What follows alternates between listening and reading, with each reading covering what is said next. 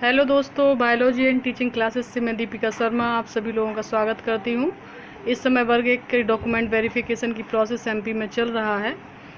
तो इसमें इस समय सबसे बड़ा मुद्दा उठाया जा रहा है अलाइड सब्जेक्ट का। अलाइड सब्जेक्ट मान्य है या नहीं है। कई स्टेट्स में मान्य हैं, कई स्टेट्स में मान्य नहीं हैं। कई एजेंसीज़ करते हैं, कई गवर्नमेंट करते हैं, कई गवर्नमेंट नहीं करती हैं।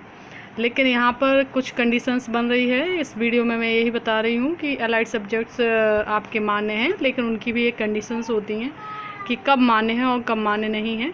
और ये मुद्दा असिस्टेंट प्रोफेसर भर्ती में भी उठा था और एंड में अलाइड वालों को मान्य कर लिया गया था और अलाइड वालों को लिया गया था।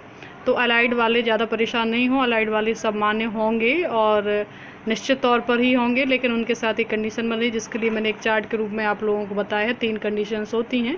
अगर हम तीनों मार्कशीट को देखें, 10+2 यूजी और पीजी को, तो 10+2 बेसिक में है, आपका बेसिक होता ही है 10+2 आर्ट्स या साइंस में। तो और बेसिक में ही आपने यूजी किया हुआ है और पीजी अलाइड में है। यानी यूजी आपने बेसिक साइंस से किया है, बेसिक साइंस हो या आर्ट्स हो, बेसिक जो सब्जेक्ट है, core subject means core subject से किया हुआ है आपने यूजी, और जो पीजी है वो अलाइड से किया है। तो आप निश्चित तौर पर वर्ग 1 के लिए मान्य होंगे, क्योंकि यूजी तक का आपको ये माना जाता है गवर्नमेंट की तरफ से कि यूजी तक आपको कोर सब्जेक्ट पढ़ना चाहिए, तब आप वर्ग 1 के लिए मान्य होंगे या 10+2 को पढ़ाने के लिए मान्य होंगे।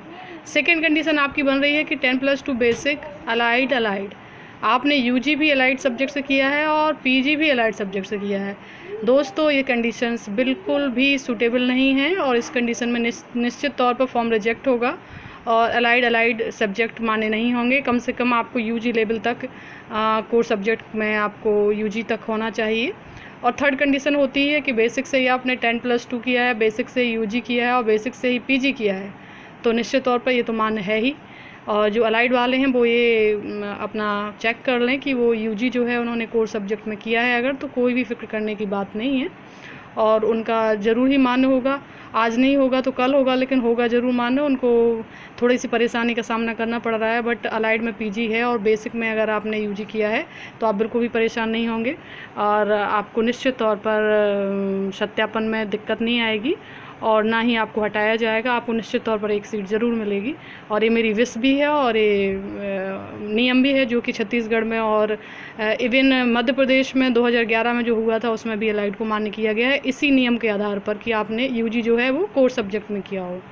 तो इसमें कोई फ़िक्र करने की बात नहीं है। इसमें आप ये बता सकते हैं कि इस कंडीशन में 2011 में भी मान्य किया गया था, तो इसमें भी मान्य होगा ही।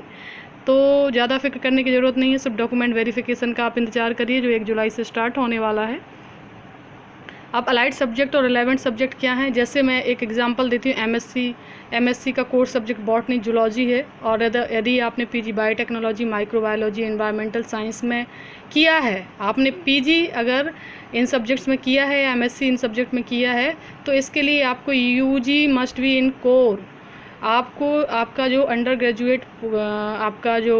ग्रेजुएशन है वो मस्ट बी बॉटनी जूलॉजी में से एक में होना चाहिए। जो बॉटनी जूलॉजी में अगर आपका यूजी है तो आप बिल्कुल सेफ़ हैं, बिल्कुल फ़िक्र मत करिए, चाहे आप जूलॉजी से हो, चाहे बायोटेक्नोलॉजी से हो, चाहे माइक्रोबायोलॉजी। इसी तरीके से और सब्जेक्ट का लिस्ट है जिनमें रिलेवेंट और अलाइड सब्जेक्ट का लिस्ट दिया गया है, तो उसमें आप मैच कर सकते हैं अपने सब्जेक्ट और बेफिक्र होकर रहिए, आपको निश्चित तौर पर सिलेक्शन मिलेगा।